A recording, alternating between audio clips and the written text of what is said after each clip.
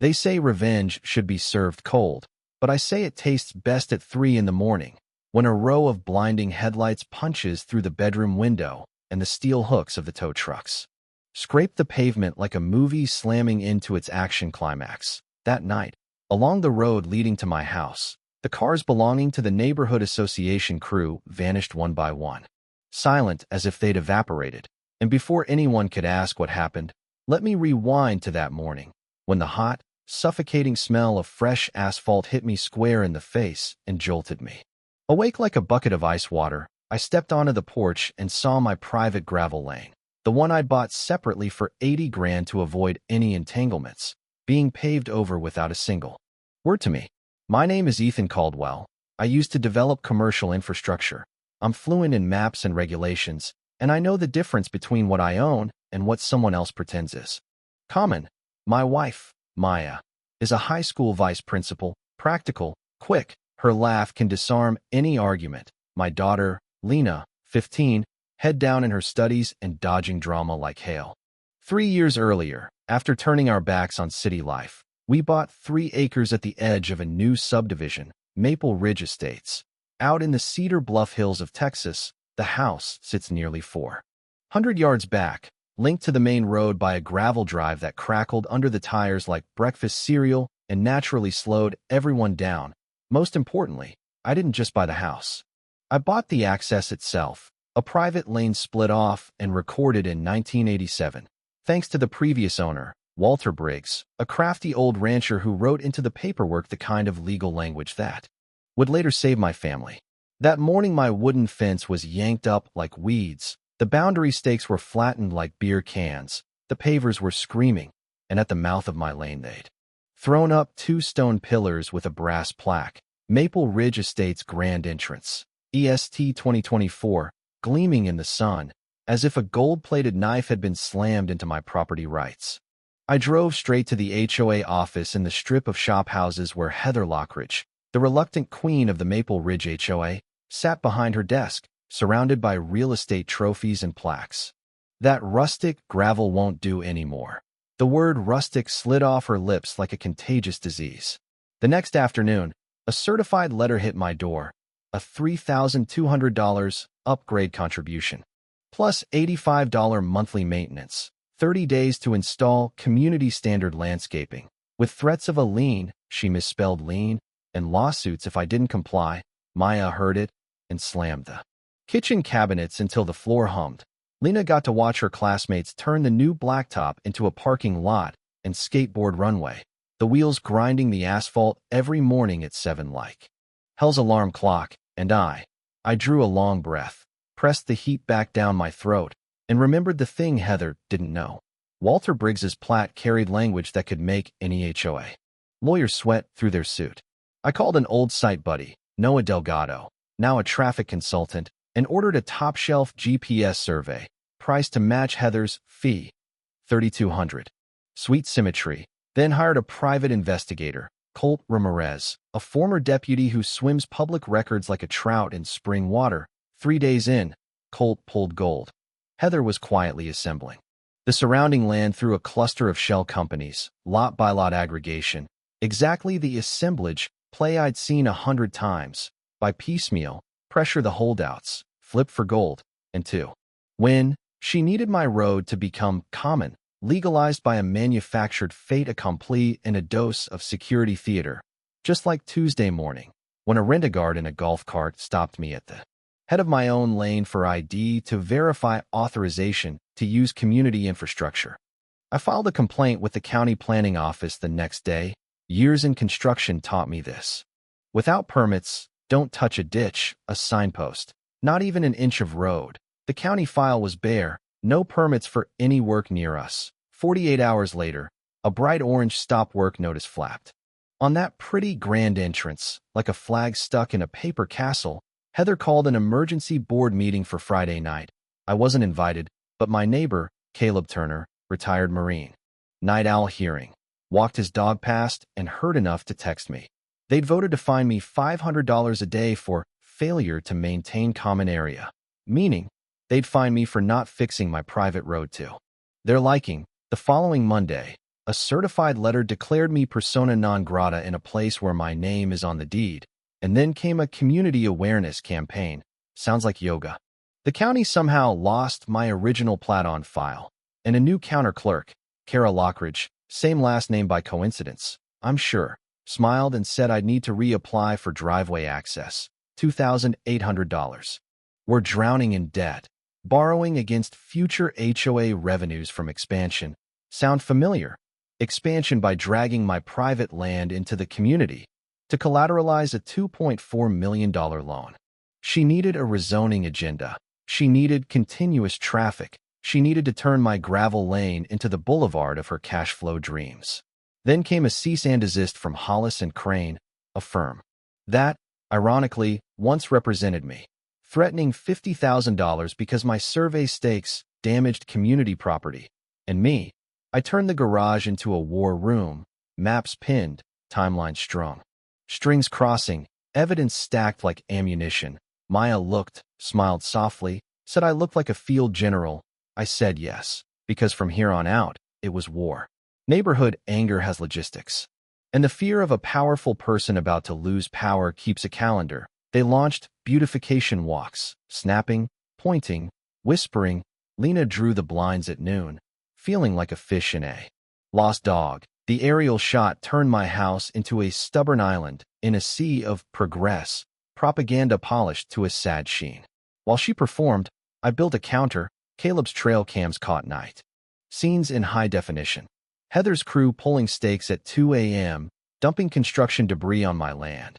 Her security guard hassling Lena at the mailbox, and alongside that came the invisible warfare I'd have missed if I hadn't lived on job sites half my life. My home insurer received anonymous tips about commercial risk due to traffic and demanded another $4,000 a year.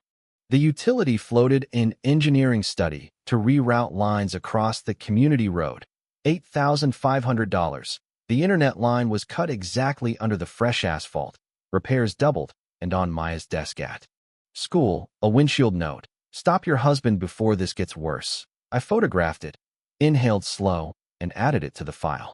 At the Northgate City Planning Office, a petition popped up to reclassify my lane as public right-of-way, paving the way for eminent domain in the name of the common good.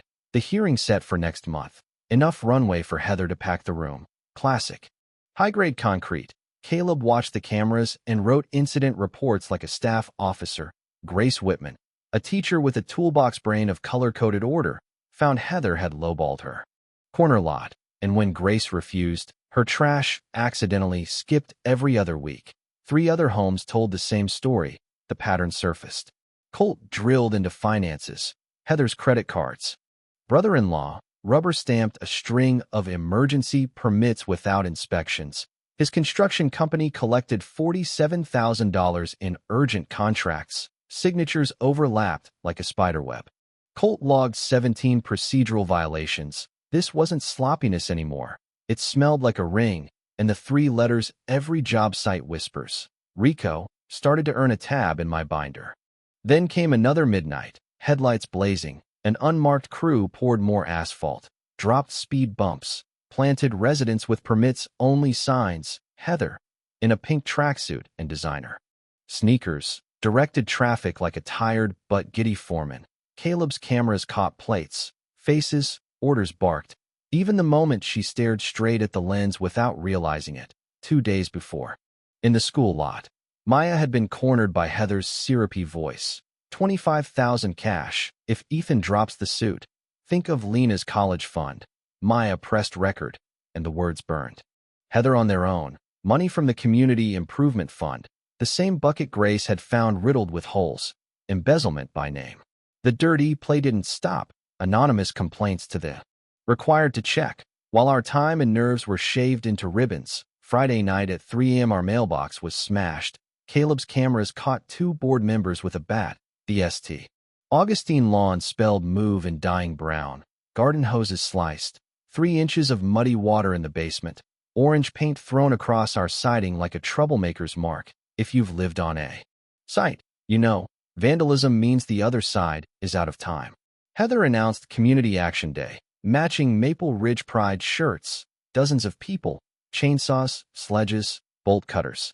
The targets, stakes, cameras, private property signs. A quiet neighborhood morning turned into a semi-pro militia, the smell of gas thick, tools clattering on my newly paved apron. And the click of handcuffs sliced the air. Two of her keenest volunteers got citations too, and the one thing Heather hadn't accounted for, or had and still overplayed, was local TV. Notices: the HOA's insurer canceled for criminal exclusions. The board went into freefall. Grace found the smoking dock. Heather siphoned $127,000 from the improvement fund to plug her personal holes. A snap election followed. Dr. Nora Alvarez was nominated president. Caleb and Grace took financial oversight. They sent apologies to those harassed, opened the books, cut kickback contracts. HOA dues dropped from $2,400 to $400 per home, and I, with my attorney, Alexandra Pierce, finished the legal trap. File a quiet title action to affirm the perpetual access and a federal environmental complaint at the same time. Keep the filings unserved so Heather would think I was tired and relax into her own quicksand. In the dark, I called Wade McAllister, the tow operator who has a contract. A mechanic's lien can hang over common property and, if pushed, force an ecosystem of bluff into selling off toys to pay back labor. Our neighborhood intel web spread. 5 volunteers became early warning radars, tracking permits, meetings, construction, social campaigns. Dr. Nora quietly spoke with planning commissioners and the school board. Caleb set up encrypted group chats. Colt filed with the state attorney general, and when the environmental agency confirmed the protected drainage had been diverted without permits, the wind changed. My 3 a.m. arrived like that. Not by coincidence, but as a prelude to the pivot. The night I phoned Wade and said, "It's time." The truck spaced out, contracts in hand, plates on a prepared list, one by one, clean, calm. No chest thumping, just the cool retrieval of debt. When the first light had barely brushed the clouds, Heather's driveway sat empty, and those who chanted about community standards tasted. About threats, sleepless nights, and the pressure heaped on a calm educator's shoulders. Her voice didn't shake. The pain was there, neatly folded. Dr. Nora presented medical records on stress across multiple households. Caleb explained proportional response, the basic principle any civilized neighborhood should grasp. 12 other families recounted their versions of my script. Community standards, like she was pitching a model home inside a courtroom. Judge Chambers let her run 15 minutes, then shut it down. The evidence rolled past like a razor-cut montage. 2 a.m. Vandalism videos, financial data, the diverted flow map, backdated signatures from Daniel Whitaker's office, loans collateralized by expanding HOA membership, the bribe recording to Maya. And at the end, the prosecutor said, dry as sand, a structured enterprise for unlawful gain. RICO isn't just a word, it's a frame, and the frame was sealed. Sentence: 8 years federal time for Heather, forfeiture of assets bought with criminal proceeds, her home, the investment properties, the already towed SUV, to fund victim compensation and environmental restoration. Daniel Whitaker got 5 years in a separate case. 3 officials pled out for reduced sentences. Olivia Hart reported live. Her story rippled across the state, and curiously, amid the applause in that courtroom, the sound I heard clearest was Maya's quiet exhale, like shrugging off a backpack she'd carried far too long. The fate of the road isn't just crushed gravel. It's a border, the backbone of ownership, a class you don't get in school. For Lena, who wrote an essay about confronting bullies that won statewide and earned a full scholarship in environmental engineering at the University of Texas, Maya was promoted to assistant superintendent, a nod to calm leadership in a storm. We used part of the civil recovery, $480,000, including fees, to found the Cedar Bluff Veterans Scholarship, a fund for military families. Caleb sits on the board with Maya and Dr. Nora. The first award went to the son of a neighbor who quietly set up a camera for me. His father's tears shimmered beneath the community center lights. The smell of Maya's butter cookies drifted like an old new blessing. Environmental restoration overshot expectations. Briar Creek, the little stream strangled by illegal asphalt, was revived with $2.1 million in forfeited funds. Painted buntings returned after years away. Mornings their song braided with children's laughter, my gravel lane became a low-impact nature. The path from our homes to the new preserve, educational signs along the way explain property rights and stewardship, paid for, ironically, by money Heather once tried to turn into leverage to force my sale. Home values rose 45% after the truth came out. The area rebranded as Maple Ridge Conservation Community. This time the name actually meant something. The Texas Property Owner Protection Act, passed with bipartisan support, requiring HOAs to carry $2 million in liability for officer misconduct, creating a state ombudsman for property rights disputes, criminalizing systematic harassment. Campaigns against homeowners. Olivia Hart's Emmy-winning Neighborhood Nightmare reached 15 million households, inspiring a dozen states to draft similar laws. Wade McAllister's towing outfit. Dr. Nora won the HOA presidency with 89% of the vote. Opened monthly ledgers. Caleb teamed with Colt to form a small investigative shop that's helped 37 families across Texas. You want to know how that 3 a.m. ended?